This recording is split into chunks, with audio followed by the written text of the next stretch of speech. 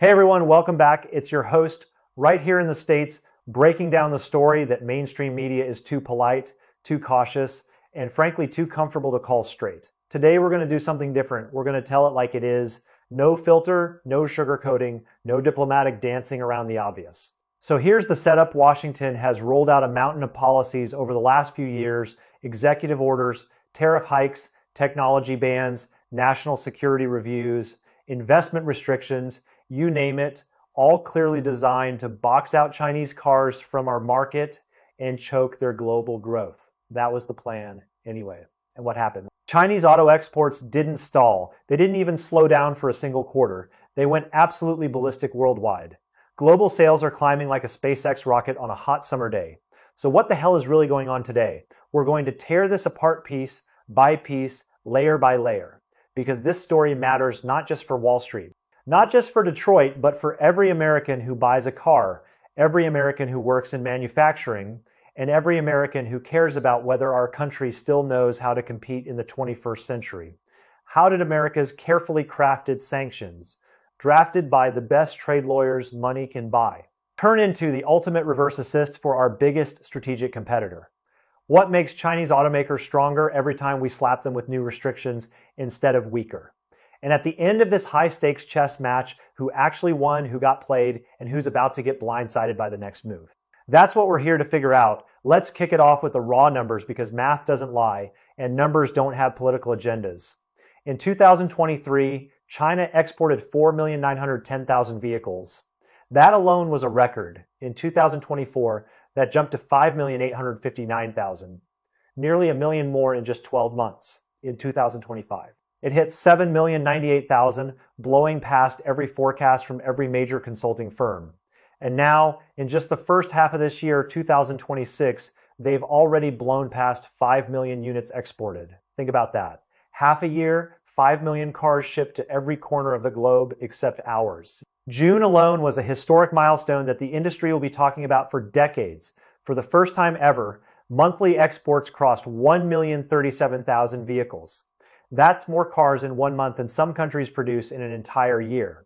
And July, the momentum kept ripping, with preliminary numbers showing another blowout month. Even Bloomberg and the Financial Times, not exactly Beijing cheerleaders, not exactly outlets that hand out compliments to Chinese industry for free, have published multiple articles admitting that under the most severe external restrictions in modern history, Chinese car makers are somehow accelerating.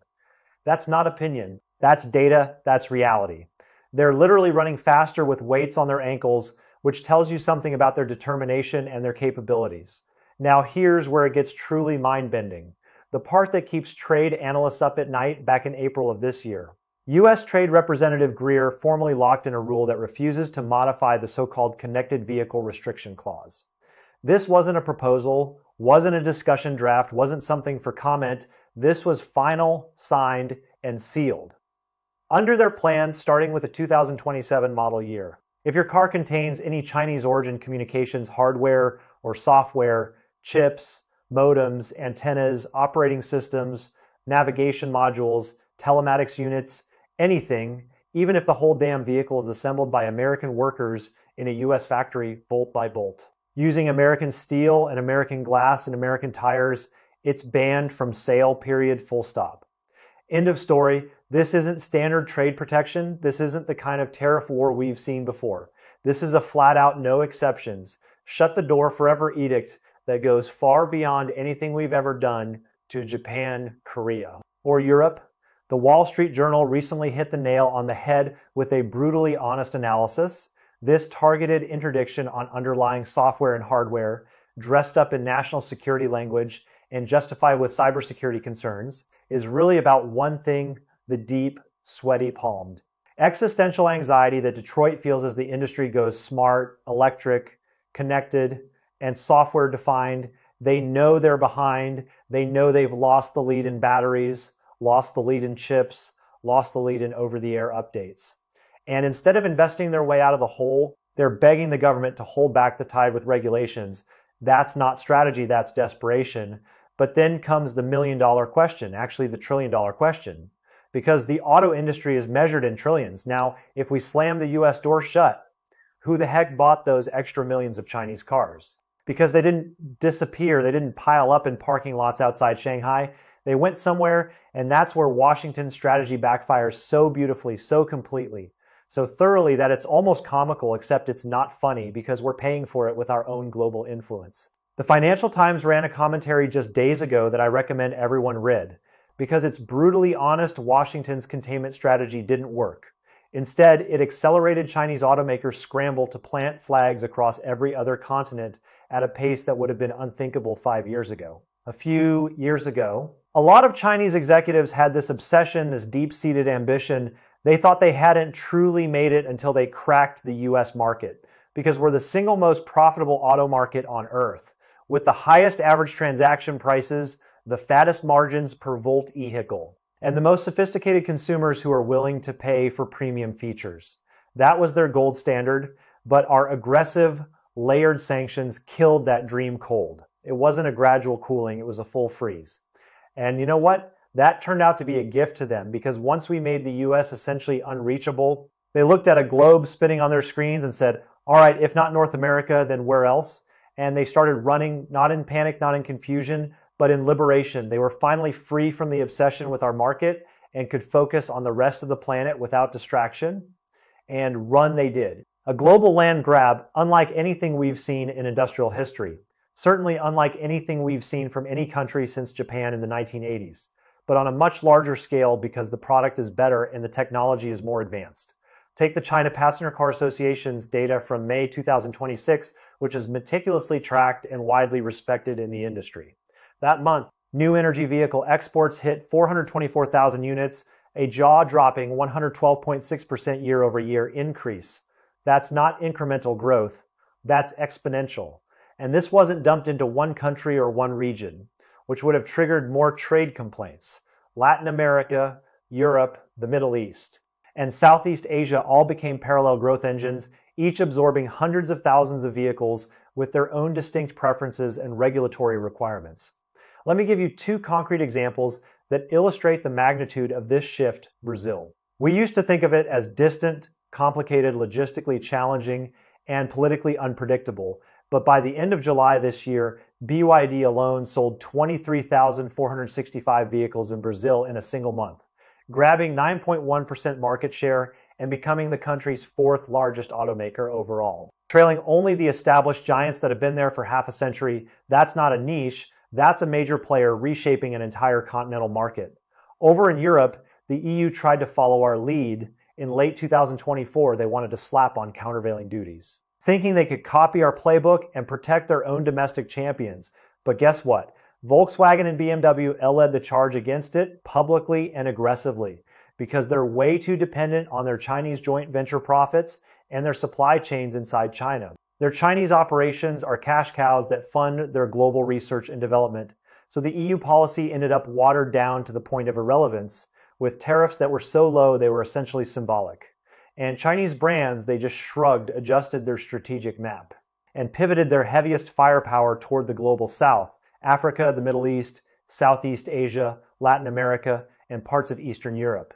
That, my friends, is what we call a reverse assist, and we delivered it on a silver platter, gift wrapped, with a bow on top and a thank you note inside.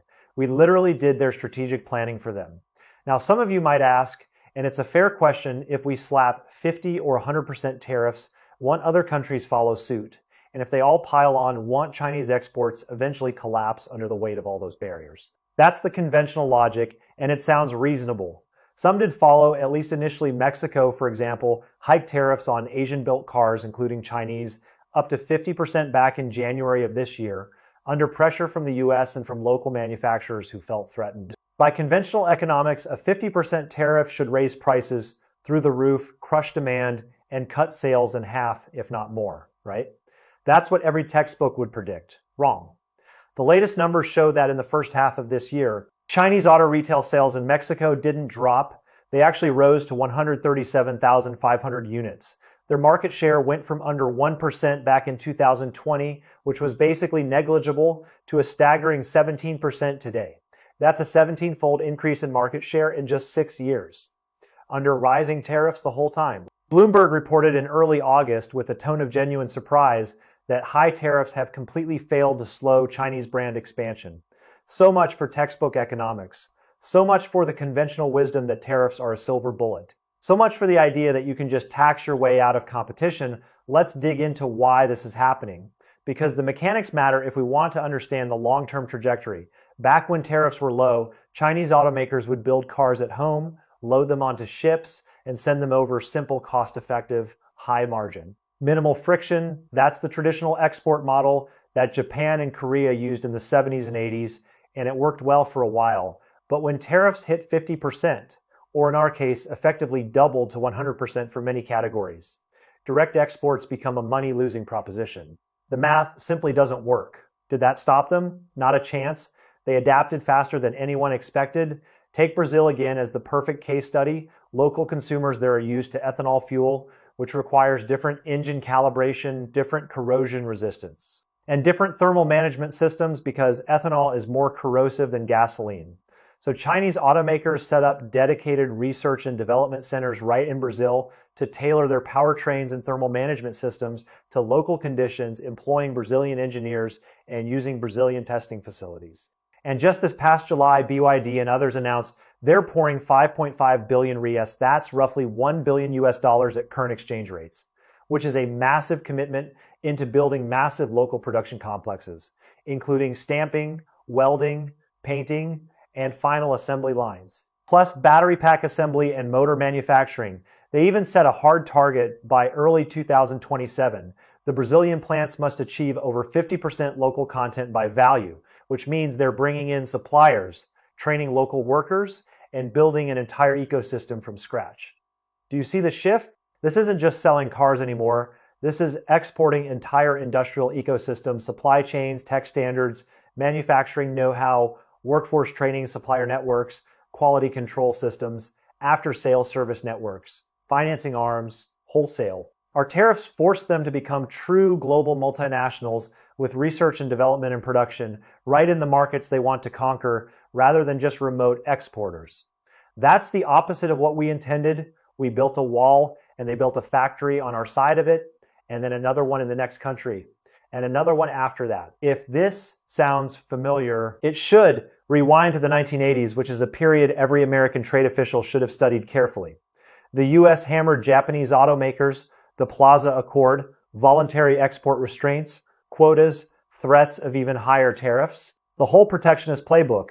And what happened? Toyota and Honda, faced with closed export channels, simply built factories right here in America, in Ohio, in Kentucky, in Alabama, in Tennessee. They didn't collapse. They didn't retreat. They evolved into global empires that now outsell Detroit in half the world, and they employ tens of thousands of American workers in the process.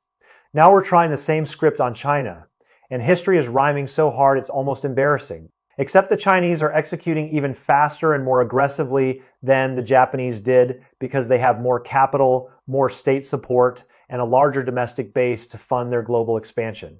Tariffs, in plain English, are just a protection racket for outdated domestic capacity. They don't make us competitive. They just postpone the reckoning and fatten up executives with short-term bonuses while starving engineers of the research and development budgets they need to catch up. It's corporate welfare dressed up as national security, and here's the tired talking point that keeps popping up in US media and among our industry analysts. The one that really gets under my skin: Chinese cars only sell because they're cheap and labor costs are low. Come on.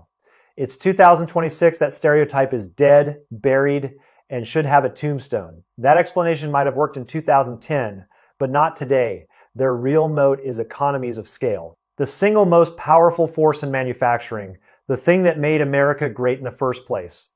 The auto industry is the most scale-sensitive manufacturing sector in human history, bar none. You spend a fortune developing a brand new pure EV skateboard platform or taping out a cutting-edge smart cockpit system on chip with 5 nanometer process technology, which costs billions just to design and tape out. If you sell only 500,000 units, your per volt vehicle research and development burden is maybe $2,000 to $3,000. That's a significant cost that eats into margins.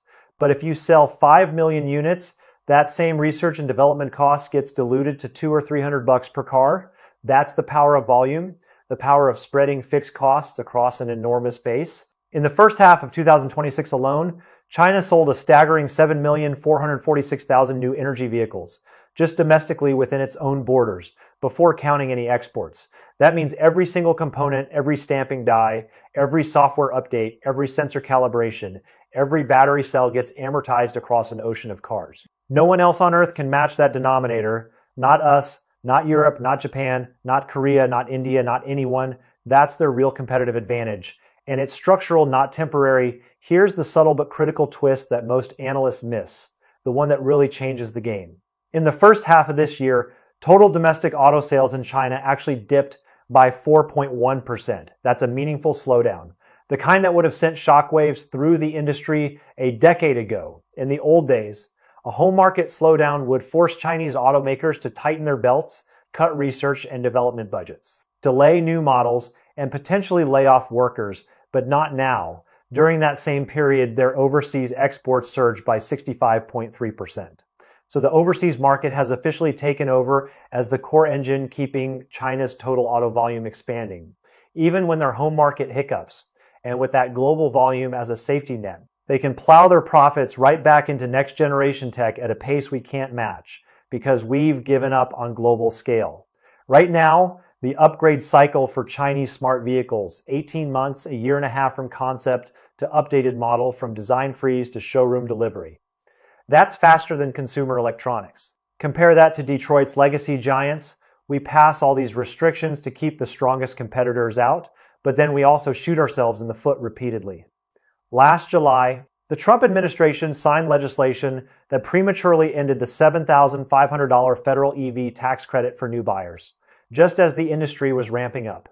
So we blocked the outside threat, and at the same time, we took our foot off the policy accelerator for domestic EV adoption. What do you think Detroit did? They're not stupid, just short-sighted. They looked at the landscape, saw that their biggest rivals were locked out by tariffs and bans, and said, why should we burn billions on EVs when we can keep churning out high-margin, gas-guzzling pickups and SUVs for the home market and pocket the profits year after year? And that's exactly what they're doing. Just this month, the Wall Street Journal ran a deeply concerning piece lamenting that without real competition and without policy stimulus, U.S. EV penetration has practically flatlined, stuck in the low single digits of total sales, while China is approaching 50%. Detroit is comfortably lounging in a policy hothouse, with model cycles still stuck at 5 to 7 years, the mechanical industrial age tempo, where a new model is just a facelift, some interior trim changes, and maybe a slightly bigger infotainment screen. Think about that. On one side, you have Chinese smart vehicles spreading research and development costs across tens of millions of global units and refreshing their entire technology stack. Batteries, motors, chips, software, sensors, everything. Every 18 months on the other side, you have our homegrown brands hiding behind a tariff wall, taking half a decade just to slap a new grille on an old platform. These are no longer competitors in the same league. It's like comparing a smartphone to a rotary dial telephone. It's like comparing a precision-guided missile to a musket. It's like comparing a modern fighter jet to a biplane. So let's zoom out and look at the scoreboard with clear eyes, because this is where the real stakes become visible. In the short term, the US appears to have won. We built a regulatory fortress, carved out a protected enclave for Detroit, and kept Chinese brands off our soil. At least for now. Ford and General Motors just released their Q2 2026 earnings, and they'll probably post decent-looking numbers for another couple of years, thanks to those fat-margin full-size pickups, F-Series, Silverado, Ram, selling to American buyers who have few other choices in that segment because the foreign competition is locked out. The accountants are happy, the shareholders are getting dividends, the CEOs are getting bonuses, but that seemingly safe bet is actually a trap, a strategic dead end that will come back to haunt us. Economists have a famous term for this, Galapagos syndrome.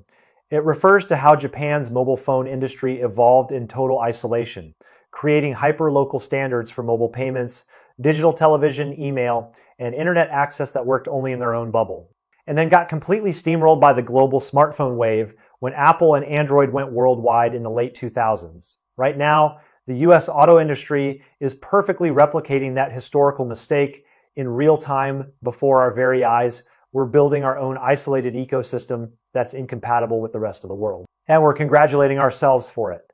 By mid-2026, global new energy vehicle penetration is crossing the explosive tipping point, the inflection point where EV adoption goes from early adopters to mass market, from niche to mainstream, from curiosity to necessity. Look at Europe. Chinese brands and European legacy automakers are already intertwined so deeply it's irreversible. Volkswagen took a stake in XPeng, Stellantis partnered with Leapmotor. Mercedes has joint development agreements with multiple Chinese tech firms. Those strategic deals, laid down a couple of years ago, are now fully bearing fruit. Just last month, new models based on jointly developed Sino-European architectures started rolling off production lines in both regions with shared platforms, shared software, and shared supply chains. And what are Chinese firms doing while we pat ourselves on the back for keeping them out of our driveway?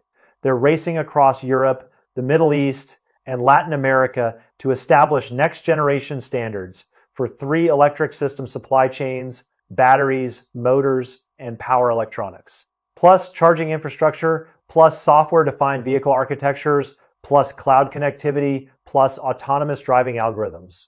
When the whole world adopts Chinese standard battery pack formats, Chinese standard ultra-fast charging networks running at 800 volts, and Chinese standard autonomous driving stacks with over-the-air updates, what's left for us?